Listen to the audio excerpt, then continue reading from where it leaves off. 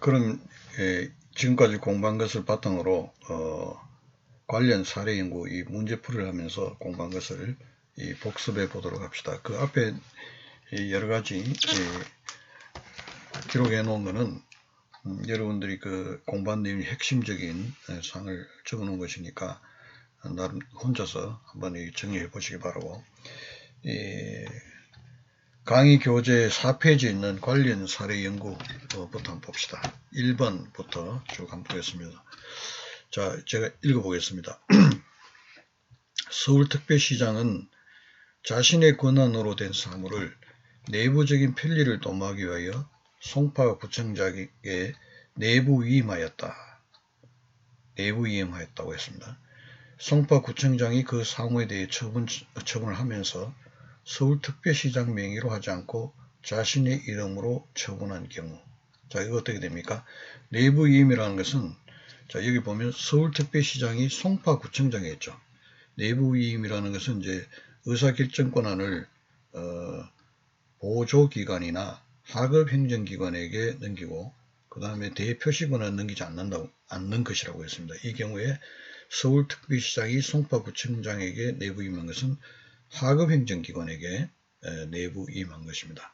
그러면 이제 이 송파구청장은 자신의 의사결정 권한이 있지만 대표시할 때는 서울특별시장 명의로 권한을 행사해야 됐는데, 이 사안에서는 이 송파구청장이 사무에 대한 처분하면서 서울특별시장 명의로 하지 않고 자신의 이름으로 처분했다. 이 처분을 다투고자 하는 자는 누구를 피고로 하여 행정소송을 제기하는가라고 되어 있는데, 자, 이 처분은 일단 위법합니다. 그죠? 위법하고, 누구를 피고로 해야 하는가? 자, 이게 그 처분의 상대방 입장에서 볼 때는 송파구청장이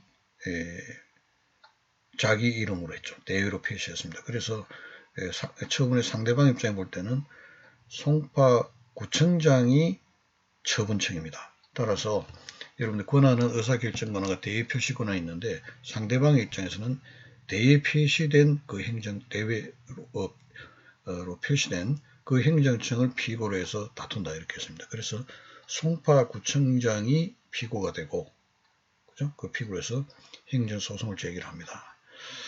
그러면 이제 송파구청장이 이 행정청이 될 경우에는 이제 이 처분이 위법한지 여부를 따져야 되죠. 위법했다는데, 과연 송파구청장이 이 대외적인 그 권한 자체는 서울특별시장이 있거든요.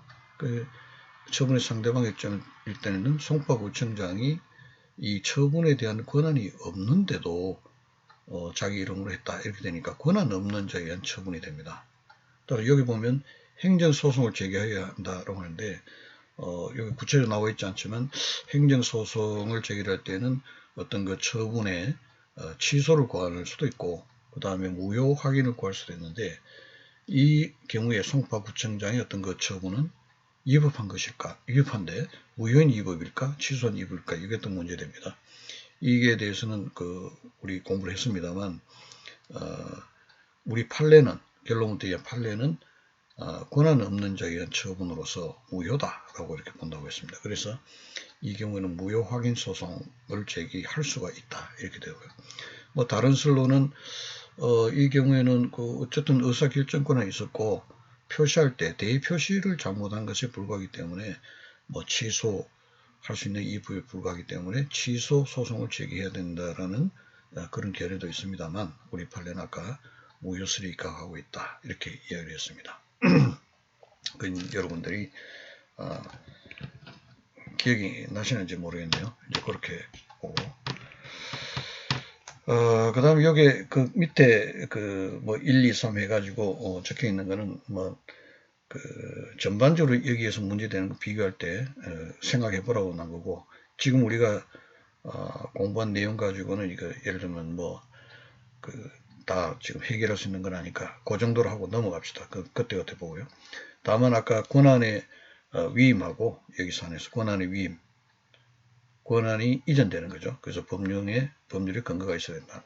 내부 위임과 위임 정결 있는데, 권한의 위임, 내부 위임, 위임 정결, 이것을 각각 어떤 차이가 있는지 보자. 내부 위임은 위임과 위임정결은 의사결정 권한 넘어가고 대표시 권한은 넘어가지 않는다는 점에서 같습니다.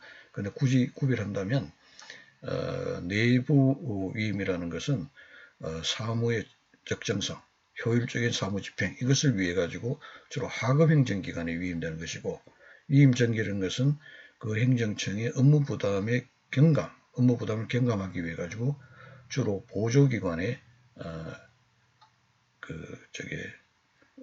위임정결하는 것이다. 이렇게 이런 차이가 있다 하는 것을 기억하시기 바랍니다. 그 다음에 이 두 번째 2번 문제, 이거 대단히 중요한 판례에 입각한 사례입니다. 한번 읽어보겠습니다.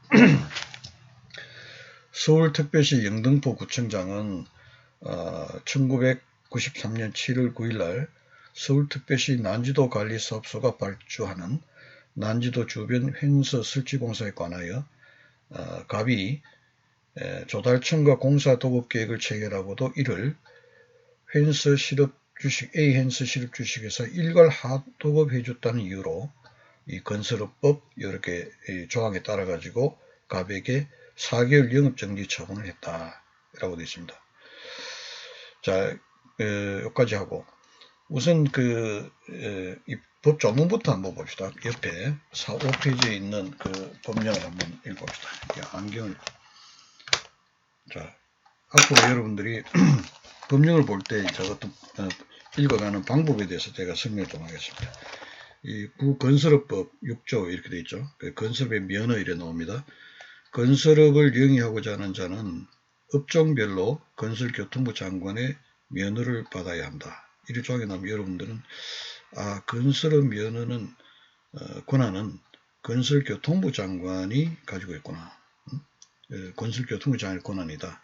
그리고 건설교통부 장관은 중앙행정기관이니까 이 건설업의 면허에 관한 어떤 사무는 국가사무에 해당하는구나. 주민의 복리정진에 관한 지방자치 사무가 아니고 국가의 사무다라는 그런 내용이다. 라고 파악을 하면 되고요. 그 다음 16조 2에 보면 건설업 면허 등이 금지되었습니다. 건설업자는 다른 사람에게 자기의 성명 또는 상호를 사용하여 건설공사를 수급 또는 시공하게 하거나 그 면허증 또는 면허 수첩을 대해서는 아니 된다라고 되어 있습니다. 이 사안에 보면 갑이 공사 도급 계약을 체결했는데 이거를 자기가 직접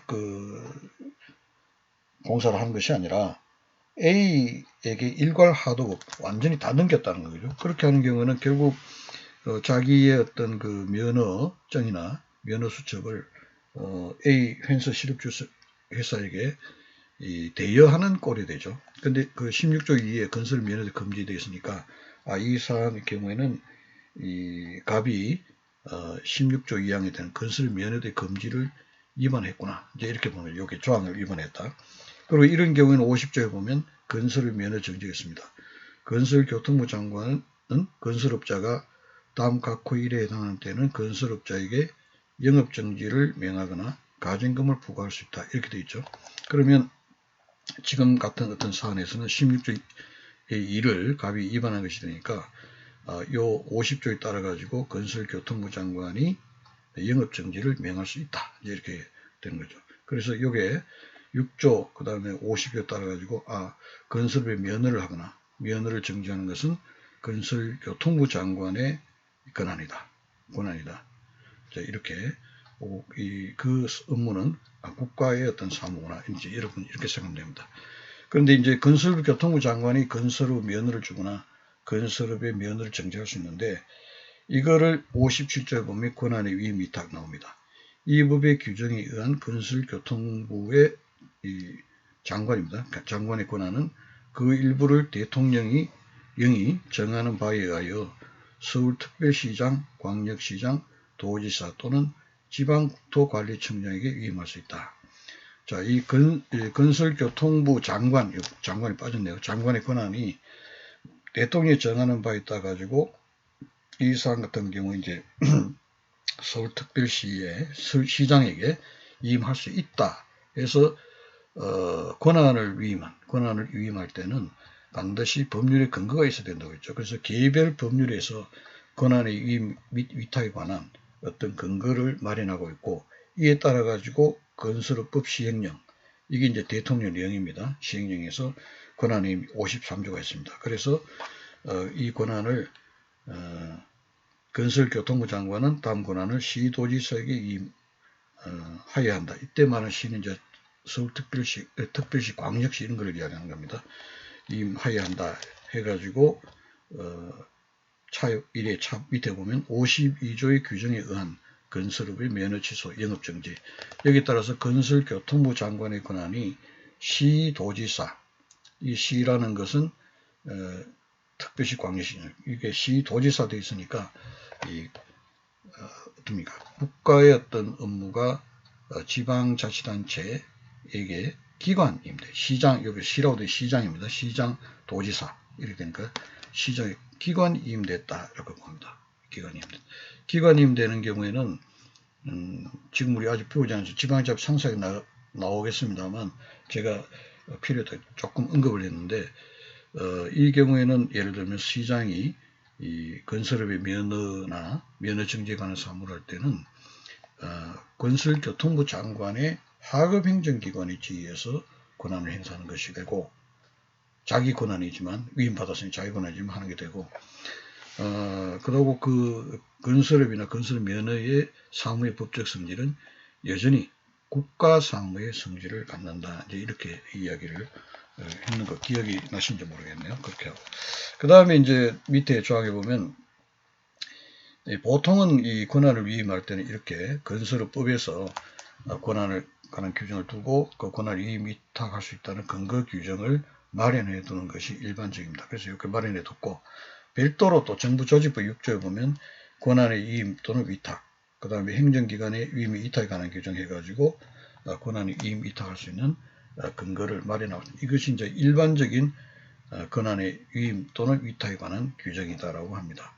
지난번 이야기했는데 개별 법령에서 별도의 조항으로 위임 위탁에 관한 규정을 두는 것이 일반적인데, 만약에 그런 개별 법령에서 위임 위탁에 관한 규정을 두고 있지 않는 경우에 이 정부조직법이나 정부조직법 및 이렇게 해야 되겠네. 정부조직법 및 행정권한의 위임 위탁하는 규정에 근거해 가지고 권한을 위임 또는 위탁할 수 있는가 하는 것이 문제가 되는데, 이 권한 자체가 아주 포괄적으로 되어 있기 때문에 포괄인 금지 원칙을 위반했기 때문에 6조가 이거는 위임의 근거 조항이라 법령이라 볼 수 없고, 다만 행정 권한을 위임 위탁할 수 있다는 원칙을 선언한 것에 불과하기 때문에 이 조항에 근거해서 위임을 할 수는 없다라고 하는 건 반대설이 있지만, 우리 실무적인 어떤 문제 때문에 우리 대부분 판례는 개별 법령의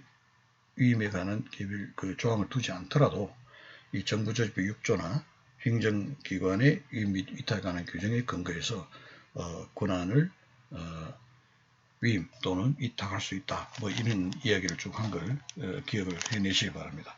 그래서 이 경우에 이제 문제는 뭐냐면은 건설교통부 장관이 서울특별시장에게 건설업의 면허라든지 건설업 면허 정지에 관한 권한을 위임을 했습니다. 그런데 이제 서울특별시장은 이 지금 처분을 한 거는 뒤에 보면 읽어볼까요? 4개월 영업정지 처분을 한 거는 서울특별시 영등포 구청장이 지금 했거든요. 그리고 그 처분에 따라서 이제 갑이 소송을 제기하려면 그 서울특별시 영등포 구청장, 그 대외적인 표시가 권한 행사 표시가 영등포 구청장으로 되어 있으니까 영등포 구청장을 피고로 해서 소송을 제기를 하는데, 그 다음에 영등포 구청장이 과연 이 처분을 할 권한이 있는가라고 보는 거예요. 그럼 이게 원래 건설교통부 장관 권한이니까 하려면 자기한테 권한이 위임돼야 되는데, 이 건설업법에 보면은 건설업 면허나 면허 정지에 관한 권한 위임이 건설교통부 장관이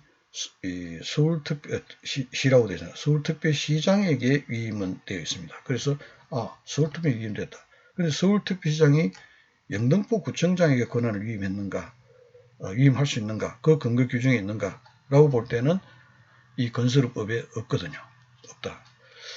그럴 때 이 서울특별시장이 영등포구청장에게 이 정부조직법이나 행정기관의 위임 및 위탁에 관한 규정에 근거해서 다시 권한을 위임할 수 있는가 하는 것이 이제 문제가 되죠. 그래 아까 이야기한 대로 반대설이 있지만 우리 판례는 정부조직법 행정권한의 위임 및 위탁에 관한 규정에 따라서 재위임을 할 수 있다. 이제 이렇게 위임 및 재위임을 할 수 있다. 이렇게 본다고 했습니다. 그래서 보는데 다만 이제 여기 보면 정부적 6조 봅시다. 행정기관은 법령이 정하는 바에 의하여 소관사무 일부를 보조기관 또는 하급행정기관에게 위임하거나 다른 행정기관, 지방자치단체 또는 그 기관에 위임 또는 위탁할 수 있다. 이 경우 위임 또는 위탁을 받은 기관은 특히 필요한 때는 법령이 정하는 바에 의하여 위임 또는 위탁받은 사무의 일부를 보조기관 또는 하급행정기관에게 재위임할 수 있다라고 되어 있죠. 그리고 이제 그 행정기관의 임의 위탁에 관한 규정 4조에 보면 시도지사는 행정의 능률 향상과 주민의 편의를 위하여 필요하다고 인정되는 때는 수임사무의 일부를 그 위임기관의 장에 승인을 얻어 규칙이 정하는 바에 따라 구청장 등 기타 소속기관의 장에게 다시 위임할 수 있다고 되어 있습니다. 그래서 정부조직법과 행정권한의 위임 및 위탁에 관한 규정에 따라서 서울특별시장이 이 건설업법에는 위임에 관한 규정이 없지만 이 일반적인 권한 위임 및 위탁에 관한 근거 규정인 정부조직법이나 행정기관의 위임 및 위탁에 관한 규정에 따라서 서울특별시장이 영등포구청장에게 권한을 재임은 할 수는 있다라고 되어 있습니다. 그런데 4조의 그 위임의 형식에 대해서 정하고 있는데 위임기관장의 승인을 얻어서 규칙이 정하는 바에 따라서 구청장 등 기타 소속기관의 장에게 다시 위임할 수 있다고 되어 있거든요. 자, 그래서 하려면은 서울특별시장이 위임기관이 누굽니까? 건설교통부 장관이죠. 건설교통부 장관의 승인을 받아서 그 다음에 규칙이 정하는 바에 따라서 이렇게 되어 있습니다. 왜 규칙 정하는 바에 따라서 하냐면은 국가사무가 기관이 임됐기 때문에 국가사무의 성질을 가지기 때문에 그래서 여기 보면 근데 이 사안에 보면은 봅시다. 아까 다음 종 구건설업법상에 영업정지 등 처분 권한자는 건설교통부 장관인데 동법 제57조에 따라 그 처분 권한을 서울특별시장 등에게 위임하였고, 그죠? 여기까지 됐습니다. 서울특별시장은 89년 2월 18일 행정권한의 위임 및 위탁에 관한 규정 제4조를 근거로 건설부 장관의 재위임 승인을 받고, 여기까지는 맞죠? 아까 그 법령에 따라 하는 겁니다. 이 일반적인 위임 및 위탁에 관한 근거 규정에 의해서도 위임이나 재위임을 할 수 있으니까. 요게 또 그 규정 4조에 보면 위임기관장의 승인까지 받았어요. 그런데 그 4조에 보면 규칙이 정하는 바에 따라 되어 있는데 서울특별시 행정권한 위임 조례가 정하는 바에 따라서 영등포구청에 재위임을 했습니다. 이 조례라는 것은 지방의회가 정하는 규범이고 규칙이라는 것은 지방자치단체 장이 정하는 것을 규칙이라고 합니다. 그래서 이 경우에는 이 사무 자체가 건설교통부 장관의 원래 권한이니까 이건 국가사무입니다. 그 다음에 서울특별시장이 위임되더라도 서울특별시장의 기관이 위임되면 그 사무는 여전히 국가사무의 성질을 가지고 서울특별시장은 국가의 하급행정기관의 지위에서 그 사무를 처리한다고 했어요.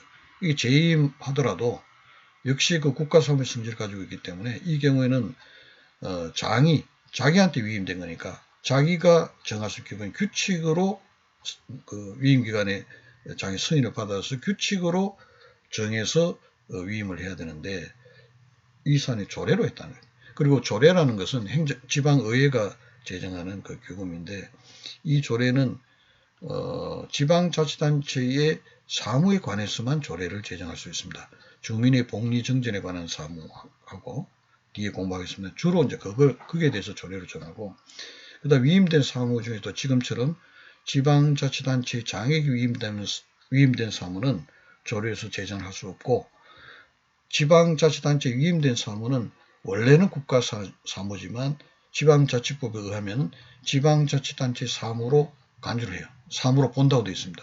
그러니까 법적으로는 지방자치단체 사무되는 겁니다. 그러니까 주민의 복리 정전에 관한 그 고유사무, 자치사무하고 그 다음 단체에 위임된 사무에 대해서는 조례로 제정할 수 있는데 지방자치법에 하면, 그러나 기관이 위임된 사무는 지방자치단장에게 기관된 이 사무는 국가사무의 성질을 가지기 때문에 국가사무에 대해 지방자치단체 조례를 제정할 수 없죠.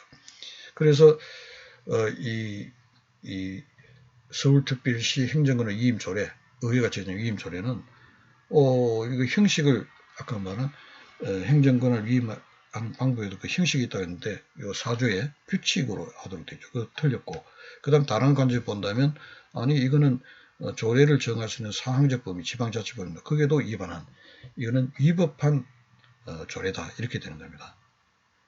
행정기관에 이미 위탁하는 기준 대통령인데 이 4조를 위반한 조례이며, 또 한편에서는 조례 제정의 사항제법이 지방자치법에 나오는데 그거를 위반한 위법한 조례다. 위법한 조례니까 법령이 위법한 무효입니다. 그 무효인 조례니까 도대체 이 서울특별시장이 영등포구청장에게 권한을 위임할 수 있는 근거가 없죠. 없게 되는 거예요. 조례가 이게 무효니까. 따라서 서울특별시 영등포구청장의 갑에 대한 4개월 영업정지 처분은 위법한 게 되죠. 위법한 게 된다. 위법한 처분이 됩니다. 그렇게 여러분들이 이제 해결합니다. 위법한 처분이 되는데, 다음에 이제 지난 시간에 얘기했지만, 우리 앞으로 공부할 때 위법에는 무효인 위법과 취소할 수 있는 위법이 있다고 했습니다. 그래서 무효인 위법 경우에는 그 위법의 정도, 법규를 위반해 그 법규가 중요한 내용이고, 그 중요한 내용을 위반했기 때문에 중대하죠, 사유가. 그 하자, 위법 정도 중대하고, 중대하다고만 해가지고 위법이 되는 것이 아닙니다. 그 중대하고 그것이 명백해야 돼요.